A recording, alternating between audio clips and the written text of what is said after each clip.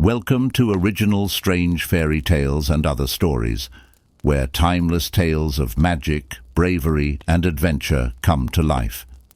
Today, I have a special story for you that transports us to a kingdom where courage is tested and the bonds of loyalty and love are forged in the face of great danger. In this enchanting tale, a brave prince sets out on a perilous journey, driven by a sense of duty and an unyielding heart. Along the way, he encounters mystical creatures, treacherous landscapes, and a fearsome adversary that has brought terror to the land. The story unfolds with twists and turns, revealing the true strength of character and the power of determination.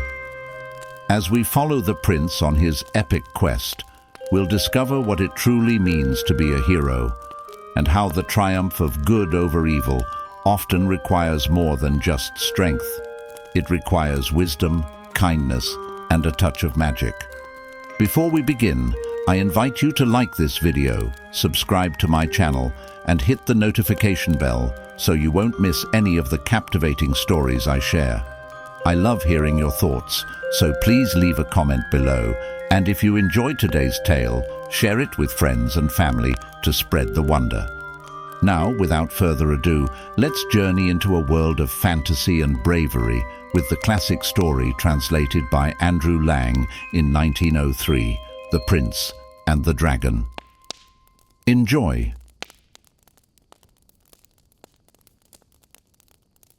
Once upon a time there lived an emperor who had 3 sons.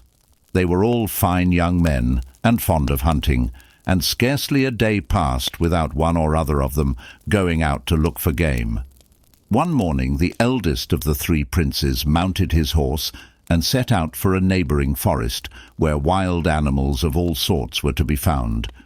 He had not long left the castle when a hare sprang out of a thicket and dashed across the road in front. The young man gave chase at once and pursued it over hill and dale, till at last the hare took refuge in a mill which was standing by the side of a river.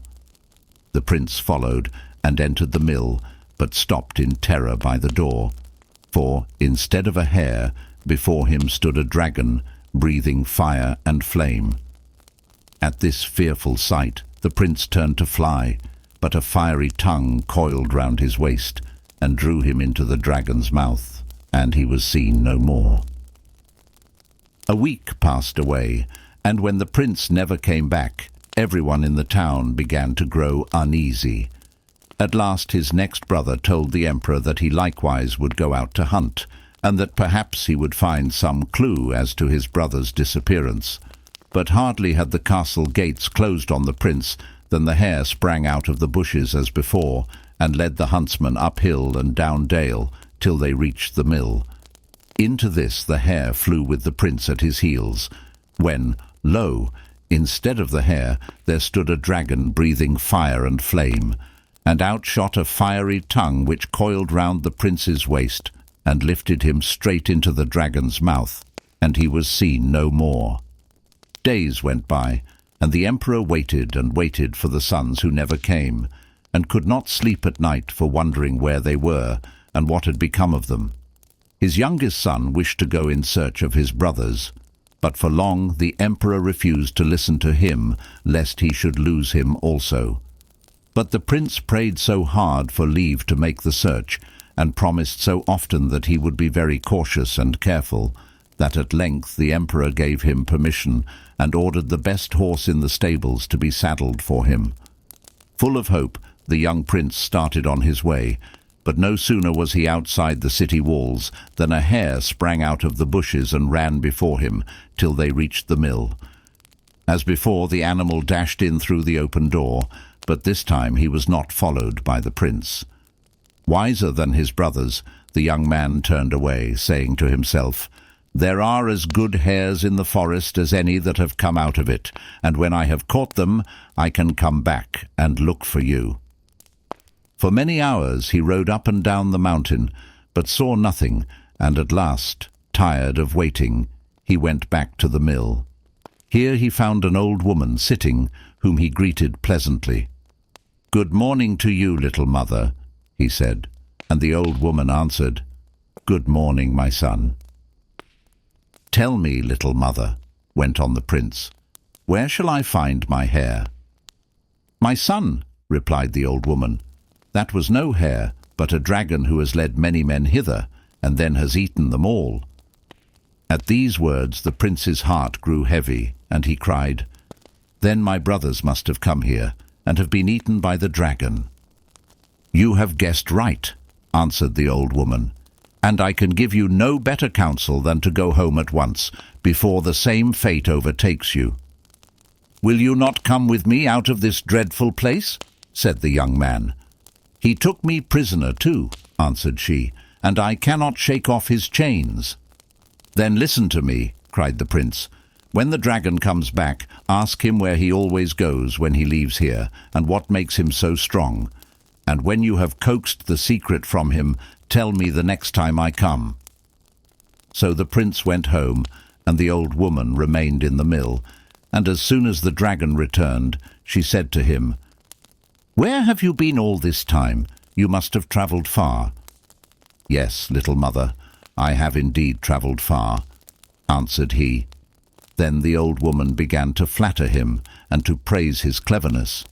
And when she thought she had got him into a good temper, she said, "I have wondered so often where you get your strength from. I do wish you would tell me. I would stoop and kiss the place out of pure love." The dragon laughed at this and answered, "In the hearthstone yonder lies the secret of my strength." Then the old woman jumped up and kissed the hearth, whereat the dragon laughed the more, and said, "You foolish creature, I was only jesting. It is not in the hearthstone, but in that tall tree that lies the secret of my strength." Then the old woman jumped up again and put her arms round the tree, and kissed it heartily. Loudly laughed the dragon when he saw what she was doing.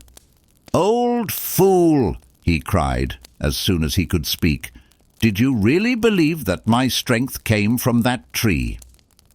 "Where is it, then?" asked the old woman rather crossly, for she did not like being made fun of. "My strength," replied the dragon, "lies far away, so far that you could never reach it. Far, far from here is a kingdom, and by its capital city is a lake, and in the lake is a dragon, and inside the dragon is a wild boar, and inside the wild boar is a pigeon, and inside the pigeon a sparrow, and inside the sparrow is my strength." And when the old woman heard this, she thought it was no use flattering him any longer, for never, never could she take his strength from him. The following morning, when the dragon had left the mill, the prince came back, and the old woman told him all that the creature had said. He listened in silence, and then returned to the castle, where he put on a suit of shepherd's clothes, and taking a staff in his hand, he went forth to seek a place as tender of sheep. For some time he wandered from village to village and from town to town, till he came at length to a large city in a distant kingdom, surrounded on three sides by a great lake, which happened to be the very lake in which the dragon lived. As was his custom, he stopped everybody whom he met in the streets that looked likely to want a shepherd, and begged them to engage him, but they all seemed to have shepherds of their own, or else not to need any. The prince was beginning to lose heart, when a man who had overheard his question turned round, and said that he had better go and ask the emperor, as he was in search of someone to see after his flocks. "Will you take care of my sheep?" said the emperor, when the young man knelt before him. "Most willingly, your majesty," answered the young man, and he listened obediently, while the emperor told him what he was to do. "Outside the city walls," went on the emperor, "you will find a large lake, and by its banks lie the richest meadows in my kingdom. When you are leading out your flocks to pasture, they will all run straight to these meadows, and none that have gone there have ever been known to come back. Take heed, therefore, my son, not to suffer your sheep to go where they will, but drive them to any spot that you think best." With a low bow, the prince thanked the emperor for his warning, and promised to do his best to keep the sheep safe. Then he left the palace and went to the marketplace, where he bought 2 greyhounds, a hawk, and a set of pipes. After that he took the sheep out to pasture. The instant the animals caught sight of the lake lying before them, they trotted off as fast as their legs would go to the green meadows lying round it. The prince did not try to stop them. He only placed his hawk on the branch of a tree, laid his pipes on the grass, and bade the greyhounds sit still.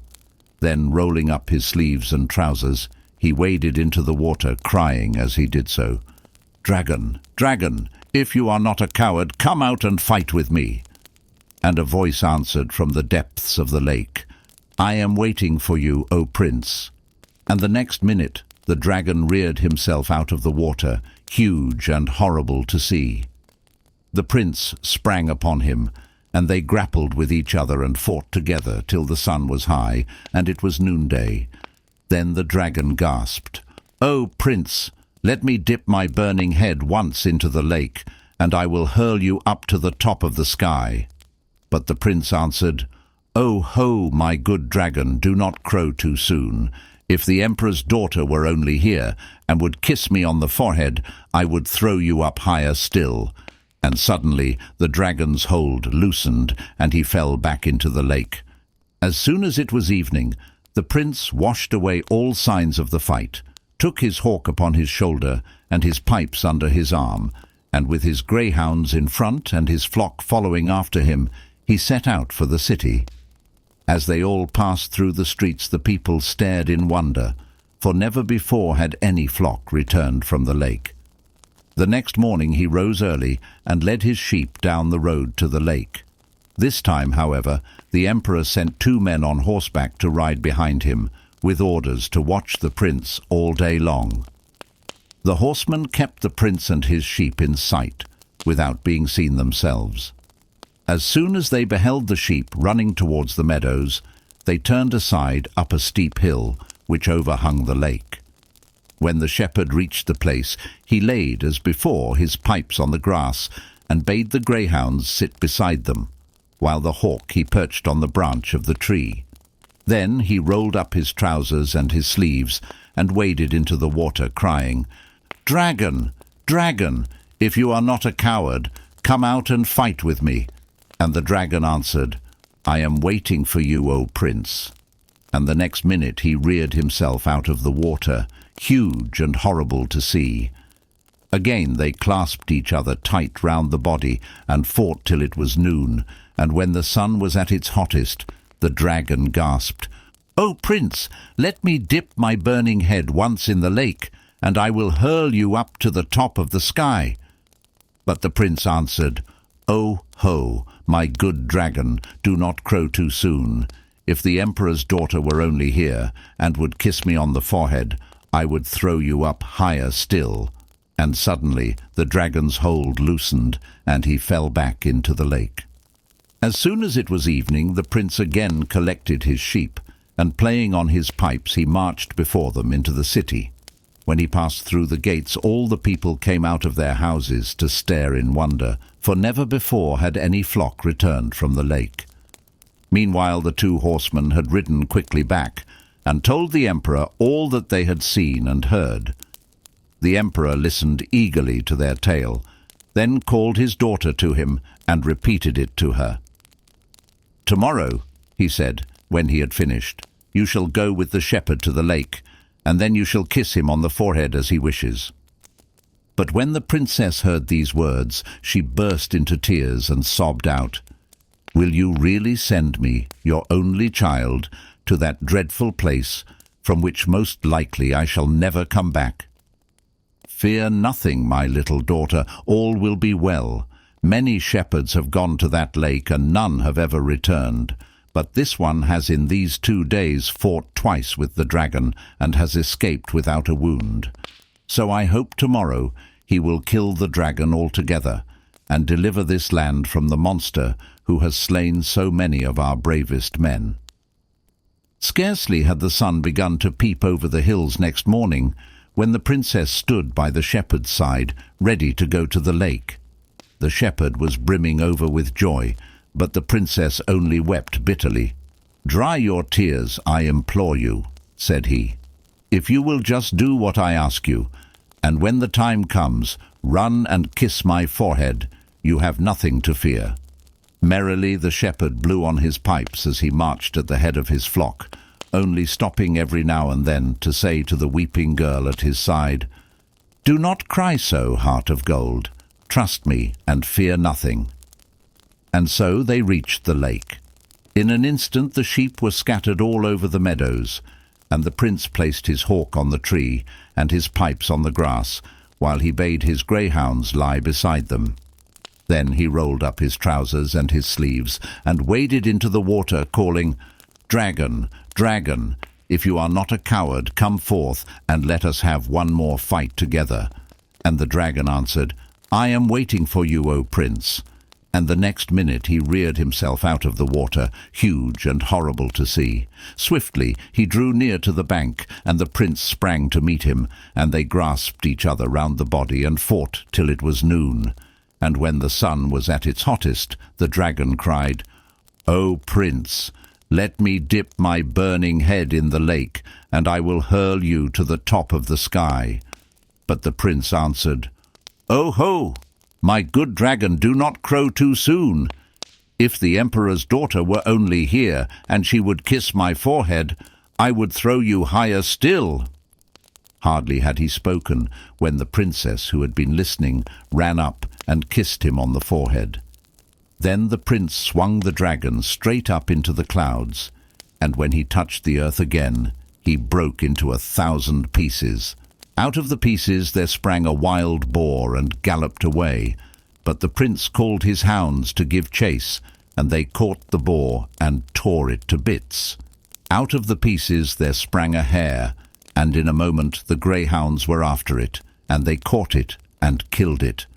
And out of the hare there came a pigeon.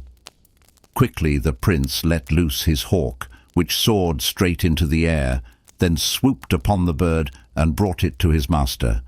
The prince cut open its body and found the sparrow inside, as the old woman had said. "Now," cried the prince, holding the sparrow in his hand, "now you shall tell me where I can find my brothers."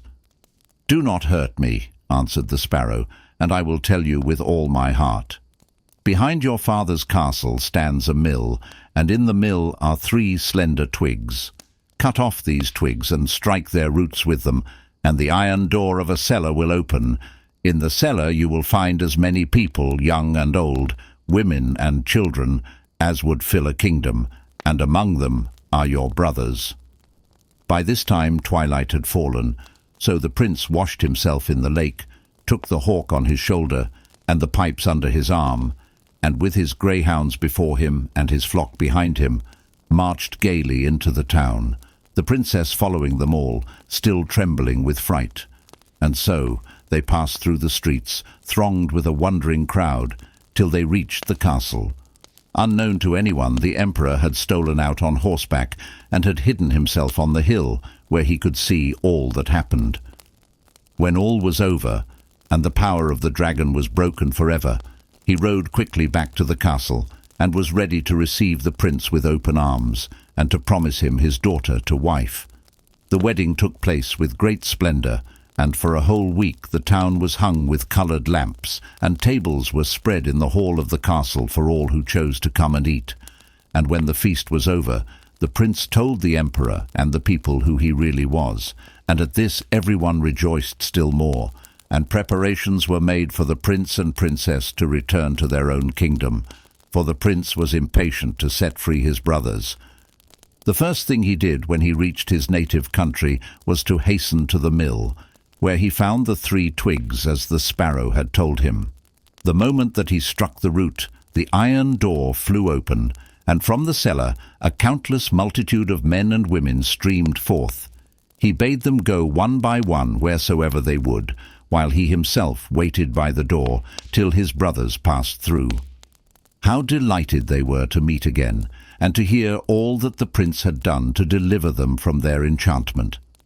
And they went home with him, and served him all the days of their lives, for they said that he only, who had proved himself brave and faithful, was fit to be king.